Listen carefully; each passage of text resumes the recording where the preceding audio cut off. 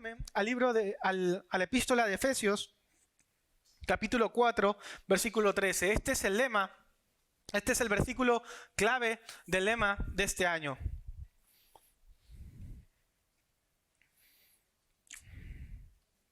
Lo tengo aquí en la pantalla, seguramente me saldrá. Yo lo estoy leyendo en la Reina Valera, ¿vale? Así que si tu versión disvaría un poco, no pasa nada, el sentido es el mismo, ¿vale? Así que dice la palabra del Señor en Efesios 4, capítulo 4, versículo 13.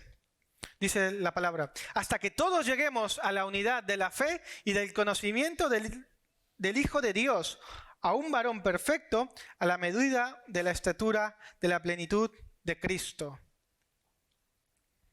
Vuelvo y repito, hasta que todos lleguemos a la unidad de la fe y del conocimiento del Hijo de Dios, a un varón perfecto, a la medida de la estatura de Cristo. Entonces, si estamos hablando de transformación durante este tiempo, transformados para transformar, una de las énfasis que tenemos que implementar para ser de alguna manera instrumentos en las manos de Dios para transformar, afectar, no solamente aquí al pueblo de donde Dios nos ha plantado, sino todo a nuestro alrededor, porque esto tiene un efecto colateral a todos los niveles y rangos, en nuestra familia, en el lugar de estudios, en el lugar de trabajo, allí en nuestros círculos. La transformación tiene que ver con todos los ámbitos. No solamente aquí dentro, porque aquí evidentemente todos somos bonitos y guapos, venís duchaditos y todo bien, pero el hecho tiene que verse afuera, de alguna manera, de afuera. Por eso el lema que hemos implementado para este año, me va a salir también la imagen, es transformados a la imagen de Cristo. Transformados a la imagen de Cristo. ¿De qué trata esto? ¿Qué es lo que quiere decir? Transformados a la imagen de Cristo. Esto es de alguna manera el lema de este año y ahora mismo lo vamos a descubrir, porque esto se encuentra en Efesios capítulo 4, versículo 13. Pero antes de entrar directamente al texto, quiero hablarte un poquito del contexto de la carta, porque a mí no me gusta utilizar un versículo así fuera de su contexto. Te voy a hablar un poquito acerca de lo que está sucediendo aquí, porque el corazón del apóstol Pablo está ahora anunciando esto, ¿no? Una de las cosas es importante a la hora de tener es que la iglesia de Éfeso, que es la destinataria, la iglesia de Éfeso es una iglesia donde conviven dos culturas muy marcadas. Por un lado están los judíos, que se han convertido al cristianismo, que se han convertido al evangelio, y por otro lado los que comúnmente se llaman gentiles, es decir, los que no pertenecen al linaje, a la etnia judía, son generalmente griegos, y ahora también ellos han abrazado el cristianismo, han aceptado a Cristo Jesús como el Señor y Salvador de sus vidas, y todos convergen en una comunidad ahora, son la iglesia de Éfeso. Entonces, por cierto, Pablo ha estado en esta iglesia durante alrededor más o menos de 3 años. Él fue un día a predicar, como ya sabéis, el apóstol está predicando por todos lados, y un día va a Éfeso. Esto lo encontramos, si lo podéis ver luego en Hechos, capítulo 20 más o menos, a partir del versículo 31, ¿vale? Y el apóstol Pablo ha ido a predicar, y claro, no hay convertidos, no hay creyentes. ¿Cuál es el primer lugar donde puede ir a predicar el apóstol? Pues a una sinagoga. Él se mete a una sinagoga y empieza ahí a debatir con los judíos, con los rabinos, y entonces empieza a afectar a algunos. Y algunos empiezan a decir, oye, pues es cierto, todo lo que este hombre está anunciando y proclamando tiene sentido, no está tan desvariado como se podría creer, no, tiene sentido. Entonces ahí empieza a afectar a algunos, y posteriormente la obra lo continúa Apolos, que es otro siervo también que en ese momento estaban trabajando en línea a fundar de alguna manera la iglesia de Éfeso. Y entonces Apolos ya continúa la obra, y ahí pues ya empieza a nacer lo que de alguna manera sería la iglesia. La iglesia. ¿Sabes? Interesante. El apóstol, cuando está escribiendo esta epístola, ¿sabéis dónde se encuentra? Preso. Está en la cárcel. Está en la cárcel. Y desde la cárcel escribe para poder fortalecer a la iglesia a que puedan continuar a vivir la vida cristiana. Es decir, les está animando. les está animando en todo momento a que la vida cristiana, que de alguna manera se ha sido proclamada a raíz del Evangelio, ellos lo puedan seguir viviendo, que no se conformen, que tienen que seguir peleando por integridad, por fidelidad. Y por cierto, el apóstol Pablo deja detalles de su corazón. Él está prácticamente feliz con esta congregación, pero aún estando feliz, como hace un momento estábamos cantando, no me quiero conformar, ¿verdad? Él no lleva a la iglesia, que la iglesia no se conforme con solamente lo que habían escuchado, sino que puedan seguir dando pasos firmes, puedan seguir caminando, como decíamos antes, en fidelidad, en integridad y todo eso. Entonces, la epístola, por ejemplo, de los Efesios es muy conocida como la epístola de la gracia de Dios, porque en todo momento se habla de la gracia de Dios. Ahí está el versículo famoso que muchas veces utilizamos, ¿no? Porque por gracia sois salvos, no por obras, para que nadie se gloríe, ¿verdad? Y todo eso. Constantemente el apóstol insta a la gracia de Dios. Y bueno, esto es un poco lo que está ocurriendo ahora mismo en Éfeso. Y en este contexto, el apóstol, pues, de alguna manera les dice a la iglesia, hasta que lleguemos a la unidad de la fe y del conocimiento del Hijo de Dios, a un varón perfecto, a la medida de la estatura de Cristo. Y sabéis, cuando estábamos orando al Señor ya desde hace algunos meses para ver cuál podría ser el lema para este año, para que el Señor nos pueda dar dirección también a la iglesia, a poder iniciar este nuevo curso, no nos venía otra cosa que no fuese seguir en el proceso de transformación, porque la transformación tiene que continuar, porque aún todavía, hasta que el Señor venga, la obra no está completa. Es decir, Cristo inaugura su reino ya, desde que Él vino inauguró su reino. Y por eso nosotros ya somos salvos, podemos tener la certeza de la salvación, aquellos que hemos abrazado el Evangelio, pero aún la obra no está completa hasta que Él venga, hasta que seamos perfeccionados, hasta que nos dé esa morada que Él está preparando para su pueblo. Entonces, lo primero que te quiero decir con respecto a transformados a la imagen de Cristo es que transformados a la imagen de Cristo tiene que ver con reconocer nuestra realidad. Tenemos que reconocer nuestra realidad. Tenemos que saber en qué punto estamos ahora como iglesia. Tenemos que tener claro, porque si no estamos siendo sinceros, si no reconocemos cuál es nuestra realidad, déjame decirte una cosa, no vamos a avanzar en ningún aspecto espiritual. No vamos a avanzar. Vamos a quedarnos estancados. Puedes venir aquí a esta reunión, cantar los cánticos, levantar las manos, que son expresiones de la adoración, pero eso no es adoración. Por eso, transformados a la imagen de Cristo tiene que ver con reconocer nuestra realidad. Fíjate lo que dice la primera parte de este versículo. Dice, hasta que todos lleguemos a la unidad de la fe y conocimiento del Hijo de Dios. Y quiero que te quedes con estas dos partes. Unidad de la fe y de conocimiento. ¿Sabes? Iniciamos un nuevo año donde el Señor nos está dando la oportunidad para seguir creciendo justamente en estas dos áreas, en fe y conocimiento. Y quiero hablarte justamente un poquito acerca de esto. ¿Sabes? Fe, cuando el apóstol Pablo está escribiendo fe aquí, la palabra en el original griego es pistis. Pistis, de pistis también la raíz, viene otra palabra importante que es fidelidad. O fieles, por ejemplo. Fieles. Es decir, que cuando yo esté creciendo en fe, es porque estoy dando pasos firmes también en cuanto a mi fidelidad con Dios. Porque evidentemente no puedo crecer en fe si no empiezo a poner las cosas claras y empiezo a creer, o mejor dicho, empiezo a crecer siendo fiel a Dios. Y esa es la primera pregunta. ¿Estamos siendo fieles a Dios? ¿Estás siendo tú fiel a Dios? La segunda palabra es conocimiento. Conocimiento. Conocimiento tiene que ver con lo que habíamos dicho un poquito antes. Reconocer. No solamente saber de sabiduría, sino reconocer. Reconocer en qué punto nos encontramos. Y mira lo que dice el apóstol Pablo. Dice, hasta que todos lleguemos, ¿quiénes son? La iglesia. Hasta que todos lleguemos, ¿verdad? Quiere decir que hasta que todos lleguemos, quiere decir que entonces aún no hemos llegado, ¿verdad? Aún nos falta camino por recorrer. No hemos llegado todavía.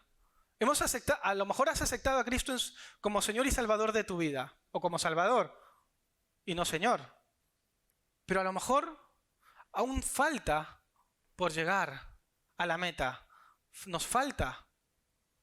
Y la pregunta es entonces, ¿en qué etapa te encuentras tú hoy? ¿Qué falta? ¿Qué has recorrido? Si miras un poco atrás, hemos pasado el 2019, ¿qué recorrido desde que has conocido a Cristo, desde que le has entregado tu vida,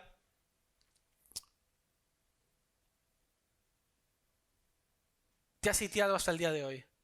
¿Cómo ha ido ese recorrido? ¿En qué etapa te encuentras hoy? A lo mejor te encuentras desgastado, desgastada. A lo mejor te encuentras abrumado por las circunstancias que te afectan. A lo mejor estás padeciendo una enfermedad. No lo sé. Y no quiero entrar en esa línea tampoco. Pero la pregunta importante es que hoy podamos reflexionar en qué etapa te encuentras. ¿Eres el mismo o la misma de hace años, meses, no lo sé, de aquel encuentro que tuviste con Cristo? ¿Ha habido crecimiento en tu vida espiritual? ¿Realmente ha habido crecimiento? ¿Realmente Cristo, Jesús, está haciendo su obra en ti? ¿Realmente su Espíritu Santo está haciendo su obra en tu vida? ¿Hay cambios? ¿Te sigues enojando por las mismas cosas? ¿Sigues sin tener paciencia en ocasiones? ¿Sigues diciendo, Señor, ¿por qué me haces esto? Cuando en ocasiones somos nosotros los que tomamos las decisiones erróneas, ¿verdad? Transformados a la imagen de Cristo tiene que ver con reconocer nuestra identidad. Y hasta que todos lleguemos tiene que ver con que nos falta aún. Hay algo en nuestra vida que aún nos falta. Hay una palabra interesante en este versículo también, unidad, ¿verdad? ¿La unidad para qué sirve? La unidad.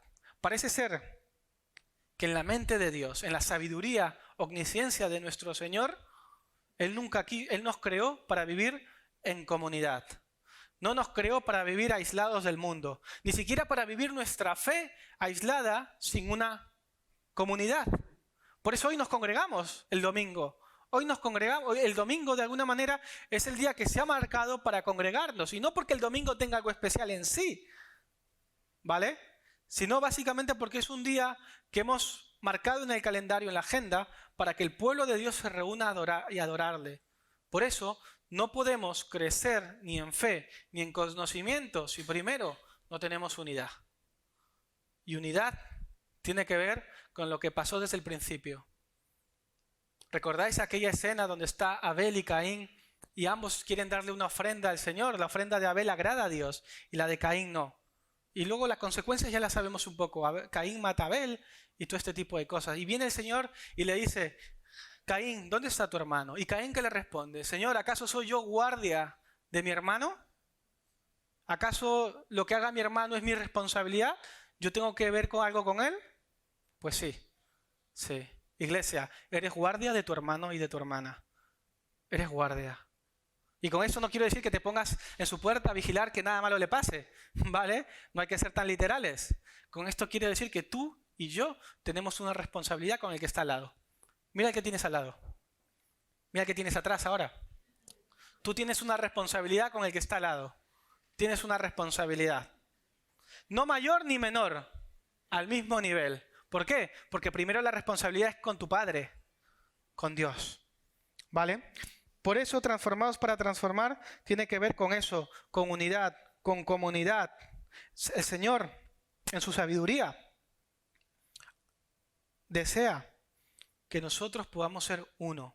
Fíjate lo que dice Juan 17, 21 y 23 al 23. Él nos da el mayor ejemplo. Él es el modelo. Dice el 21, para que todos sean uno, como tú, oh Padre, en mí y yo en ti, que también ellos sean uno en nosotros, para que el mundo crea que tú me enviaste. La gloria que me diste, yo se las he dado, para que sean uno, así como nosotros somos uno. Yo en ellos y tú en mí, para que sean perfectos en unidad.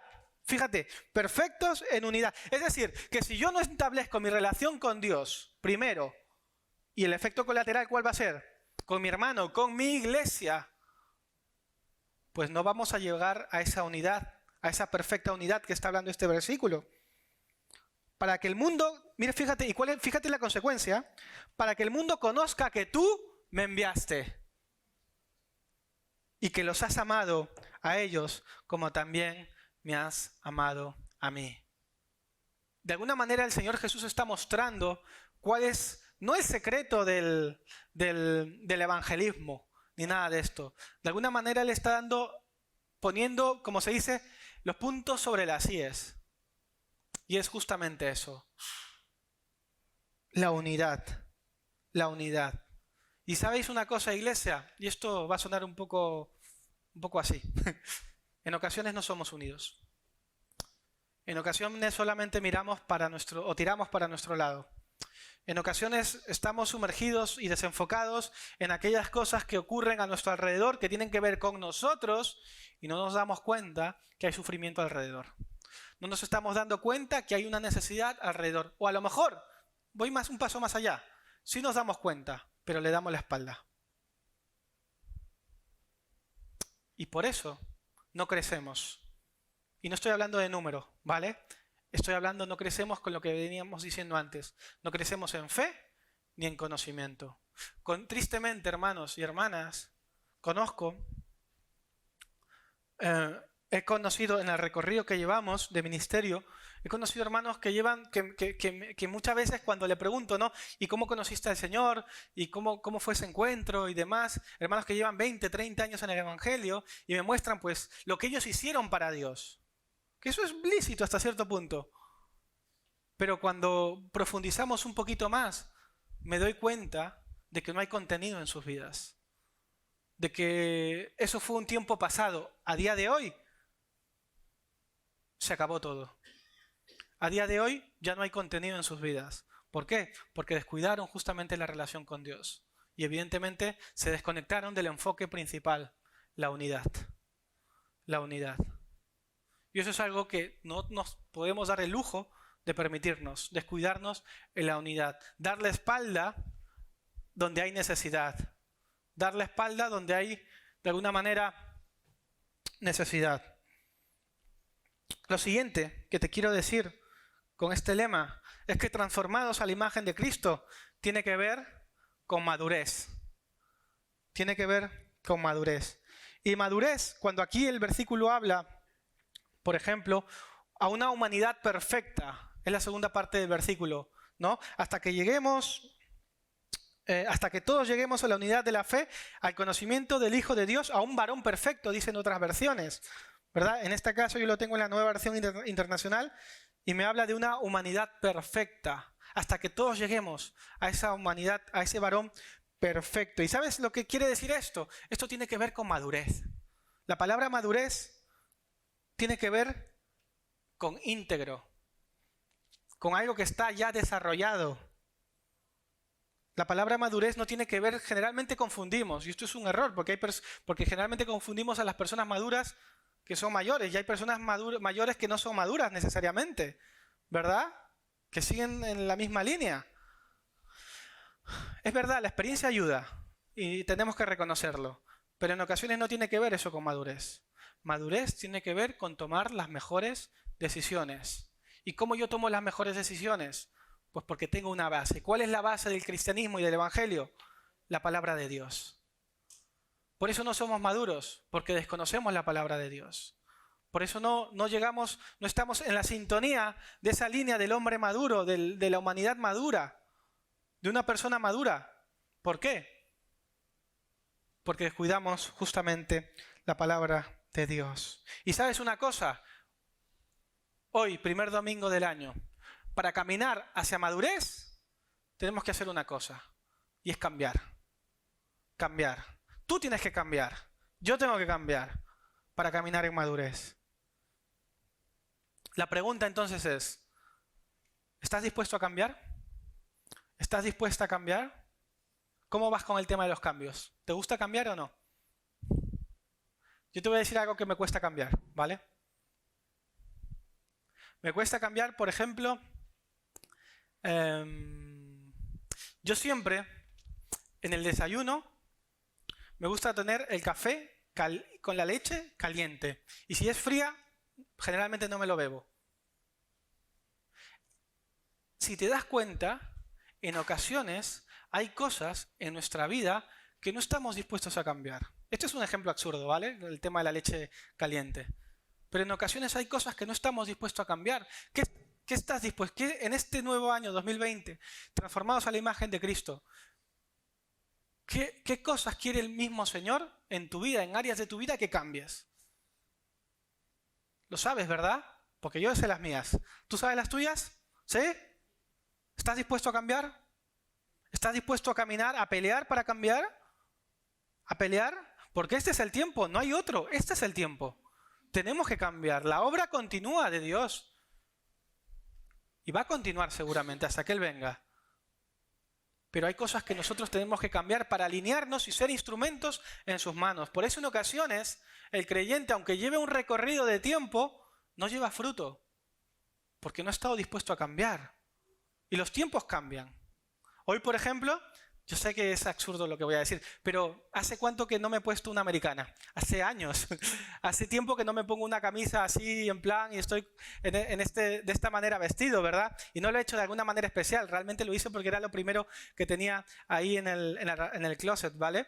Y dije, bueno, esto hoy día va bien porque es algo formal y elegante. Porque hay que venir también así a la casa, a la congregación, ¿verdad? Pero en ocasiones, por ejemplo, nos cuesta cambiar el ámbito en cuanto a nuestra visión y el concepto que tenemos de las cosas, ¿vale? Si, por ejemplo, yo sé que esto no pasa en esta iglesia, ¿vale? Esto no pasa en esta iglesia. Pero si, por ejemplo, vemos a una persona que hoy tuviera que dar el mensaje y tuviese, por ejemplo, los pantalones rotos, o seguramente viniese con los pantalones más apretados que otra cosa. O inclusive no viniese con una camisa, viniese simplemente con una sudadera. Imagínate. Diríamos, ¿no? Uy, ¿y va a predicar este? ¿Y este va a dar el mensaje de la palabra el día de hoy? Porque en ocasiones nos centramos más en la fachada que en el contenido. Y eso no nos ayuda a cambiar. Porque nos fijamos en los estereotipos y no en lo que hay dentro. Y fíjate cómo es el Señor. El Señor siempre se mira el corazón.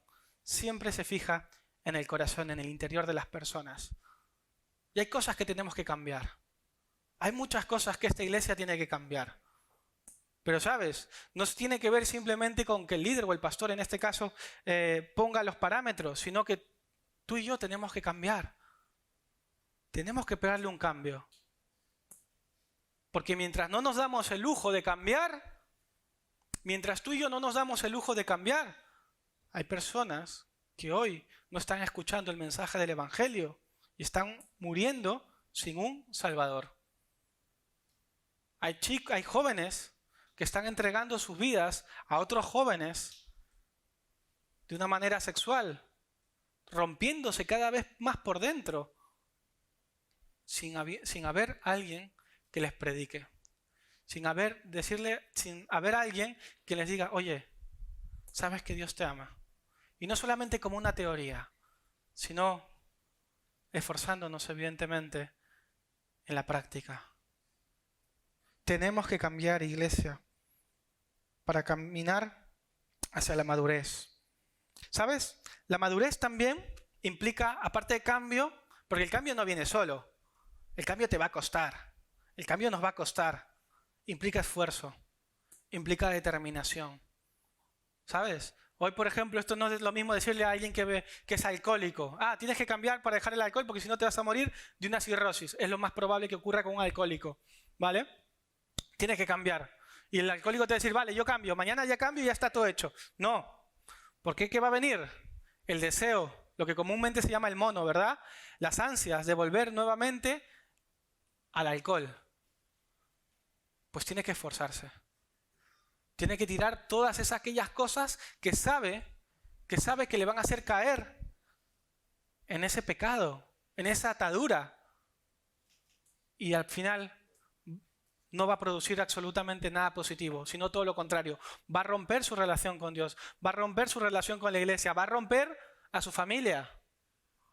Va a romper a su familia, va a romper a sus hijos si los tiene, va a romper con su esposa si la tiene, va a romper con todos, porque eso es lo que hace la atadura del pecado. Rompe de alguna manera con nosotros y a las personas que tenemos a nuestro alrededor. Hermanos, si no caminamos hacia la madurez, lo más probable es que seamos niños. Y la Biblia habla muy bien de los niños. O sea, habla en términos de niños en ocasiones como inmadurez, porque justamente son eso, niños. ¿Alguna vez, por ejemplo, has estado intentando convencer a un niño que haga algo? ¿No? A un niño, por ejemplo, de 5 o 6 años que coma aquella comida que no quiere, ¿verdad? O que se comporte de una manera que sabes que propia de su edad no es así. ¿A que genera eso un desgaste? ¿Sí? Dile, pero por favor, come la comida. Y después lo coges y dices, pero come la comida. Y en ocasiones somos así, hermanos y hermanas. Somos niños. En ocasiones podemos llegar a ser niños porque no cambiamos. Porque no nos estamos dando cuenta que tenemos que caminar hacia madurez. ¿Sabes? Intentar razonar con un niño nos genera desgaste muchas veces. Porque el niño, evidentemente por su edad, es normal, es todavía inmaduro.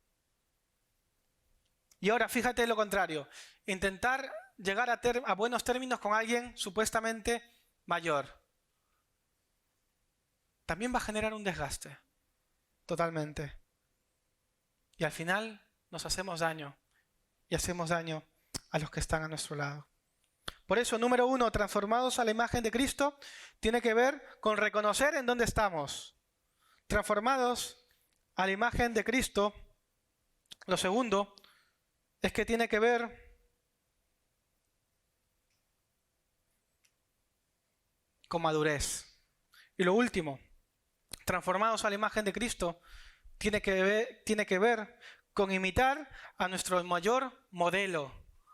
Porque tenemos modelo, tenemos ejemplo, tenemos de quién ser imitadores, tenemos a quién seguirle.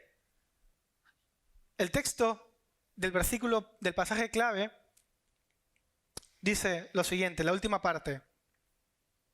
Dice, como un hombre maduro, ¿verdad? Como una humanidad madura, a la medida de la estatura de la plenitud de Cristo.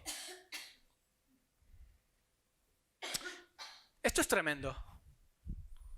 ¿Sabéis? La medida de la estatura de la plenitud de Cristo. La medida, en el griego, tiene que ver con la palabra metrón, que tiene que ver con el metro, ¿verdad? Que sirve para medir, ¿no? ¿Qué me vamos a medir? Entonces, la estatura y la plenitud. ¿Qué estatura tiene Cristo? Pues la estatura de Cristo es su plenitud. ¿Cuál es su plenitud? Todo. Todo. Pleroma. Tiene que ver con llenura absoluta. Llenura absoluta de Cristo. Y claro, tú me dirás, sí, pastor, pero esto es muy complicado de hacer, porque ¿cómo yo voy a vivir, claro, a la plenitud de Cristo, si Cristo es el Hijo de Dios? Y Él lo tenía súper fácil, porque claro, Él ya sabía cómo no pecar y demás, y todo este tipo de cosas. Pero fíjate cómo es nuestro Dios. Ayer veníamos en el coche y estábamos hablando un poco con Dávila de esto. Fíjate cómo es nuestro Dios. Mira, el concepto de los dioses griegos, por ejemplo, son aquellos que son inalcanzables. Son estos dioses del Olimpo, por ejemplo, son dioses que no son empáticos con la humanidad. ¿Vale? El concepto de estos dioses, por ejemplo, es que ellos son los que gobiernan, ellos son los que hacen y deshacen, y la humanidad les importa un comino. ¿Vale?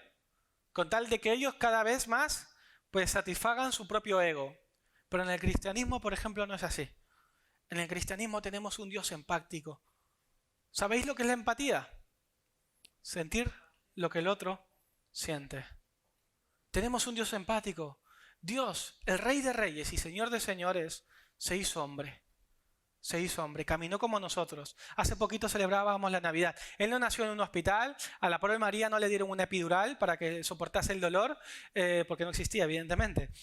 Él no nació en un palacio, él no vino en el caballo con la espada matando a los malos, ¿no? Él vino de una manera humilde, se hizo el más pequeño, siéndolo todo. Siendo lo majestuoso, lo más grande que hay, se hizo lo más pequeño. Nació en un pesebre con animales al lado. No sé si alguna vez has estado con caballos, con burros o con vacas. No huele precisamente bien, ¿verdad? Y seguramente hay mosquitos, seguramente se llevase algunas picaduras, seguramente la pobre María pues no tenía un lugar donde recostarse, dice el propio texto, y todo este tipo de cosas. Tenemos ejemplo. Porque tenemos un Dios que ha empatizado con nosotros, se ha encarnado, vivió como nosotros, sufrió. ¿Tú has sufrido? Yo he sufrido, claro que he sufrido. Yo he sufrido dolores que seguramente me han marcado. Tú has tenido pérdidas, yo también he tenido pérdidas en mi vida. Y nuestro Señor también. Sufrió dolores, sufrió enfermedad, tuvo pérdidas. Pero vivió una vida íntegra. Murió joven, 33 años. ¿Alguna vez te has planteado esto? Murió joven, 33 años. ¿Quién planea morirse a los 33 años? Exactamente, nadie. Nadie. Muchos pensamos vivir así como yo hasta los 150, ¿verdad? Pero no. Murió joven, 33 años. 33 años, fíjate, diríamos una vida por delante, ¿verdad? Pero se entregó para darnos ejemplo. Caminó como nosotros, vivió, sintió lo que tú en ocasiones sientes. Cuando dices, ay, es que me siento... Y no quiero ser insensible, de verdad. Perdonarme si lo soy en ocasiones, ¿vale? Pero lo que trato de decirte justamente es que transformados a la imagen de Cristo tiene que ver con imitar a nuestro mayor modelo. Y nuestro mayor modelo, ¿sabes? Vivió como tú y como yo. Pisó esta tierra. Tuvo necesidades básicas y otras también. Y empatizó con nosotros. Por eso, una de las cosas importantes de este año es que imitemos a nuestro mayor modelo. Si tú eres creyente desde hace muchos años, desde hace un año, unos meses, no lo sé. Si has venido de otro lugar, de otro país, aquí estás plantado en Rosas o en Figueras. Yo quiero decirte una cosa. Tienes que imitar al verdadero modelo. No sé qué modelo estás imitando últimamente. No sé si estás imitando al modelo de la avaricia, por ejemplo. No sé si estás imitando al modelo, a lo mejor, de ganas de superación, que no es que esté mal, pero en ocasiones ese llega a ser nuestro mayor modelo y nos olvidamos del resto. No sé si estás imitando a otro tipo de modelo, pero tienes que imitar al verdadero modelo. ¿Sabes por qué? Porque no solamente te conviene. Porque si imitas al verdadero modelo, vas a crecer a todos los niveles. Y no estoy diciendo simplemente con una prosperidad económica, no estoy hablando de eso. Lo que me estoy refiriendo detalladamente es que tu espiritualidad va a crecer. Que cuando vengan las circunstancias y las aflicciones, no vas a responder justamente como un niño, como un inmaduro, sino vas a responder y vas a afrontar y vas a tener justamente la certeza de que todo lo puedes en Cristo, porque es Él quien te está fortaleciendo. Todo lo puedo en Cristo porque me fortalece. Pero ¿sabes una cosa? Esto tiene que ver con intimidad. Tiene que ver con intimidad, tiene que ver con relación. Si no hay relación, si no hay intimidad, ¿cómo vamos a ser transformados? En ocasiones queremos la gloria sin sacrificio. Y tiene que haber sacrificio. Tiene que haber sacrificio. Y no como otras religiones que sí, que tienes que venir al altar, que tienes que dar tal cosa. No, no. Tiene que ver con sacrificio íntimo de tu interior. Si no eres una persona paciente, pues tienes que pelear por paciencia. Si antes eras un amargado o una amargada, tienes que pelear justamente para no serlo. Para que esas cosas no te afecten. Si antes a lo mejor con cualquier cosa te airabas, y como dicen algunos, uy, yo soporto todo, pero menos que esto me toquen. ¿Verdad? ¿Alguna vez has escuchado este término? Yo eso voy a soportar, pero como me tocan esto, ya me han tocado lo que se van a enterar luego. ¿Verdad? ¿Qué clase de cristianismo estamos entonces dando a conocer a otros? Pues esa es la clave. transformados a la imagen de Cristo. El proceso de transformación, hermanos y hermanas, tiene que continuar. ¿Cuándo? Hasta que Él llegue. Fíjate, me apasiona lo que Pablo escribe aquí. ¿Sabéis por qué? Dice, hasta que todos lleguemos. ¿Quiénes son todos? ¿Todos? ¿Quién se incluye aquí? El propio apóstol se incluye. Fíjate, Pablo, el apóstol, o sea, nada que ver. Un siervo de Dios a capa cabal. Y él mismo se incluye. Y fíjate lo que va a decir en Filipenses 3, del 13 al 21. Esta es una declaración del propio apóstol. Dice, hermanos, yo mismo no pretendo haberlo ya alcanzado, pero una cosa hago, olvidando ciertamente lo que queda atrás y extendiéndome a lo que está delante. Prosigo a la meta, al premio supremo del llamamiento de Dios en Cristo Jesús. ¿Vale? Solo vamos a leer hasta el 14. Pero Pablo mismo reconoce y dice, yo no lo he alcanzado todo. En ocasiones vemos, por eso digo, a los predicadores o a los pastores como que no está mal ser imitadores también de ellos. Pero en ocasiones pensamos que simplemente están como a otro nivel, como comúnmente se denomina, ¿no? Pero no es así. No es así. Seguramente es porque están pagando un precio también. Y el precio mayor tiene que ver con intimidad. Y renunciar a una renuncia propia. Renunciar a nuestra carne. Cambiar. Seguir en el proceso de transformación. Hay un subtítulo en este lema. Ponme el lema, porfa, Melanie. Hay un subtítulo en este lema. Transformados a la imagen de Dios. Pero hay un subtítulo que dice, un Dios sin límites. Porque déjame decirte una cosa, nuestro Dios no tiene límites. No se ha limitado en nada. ¿Sabes? No lo limites tú.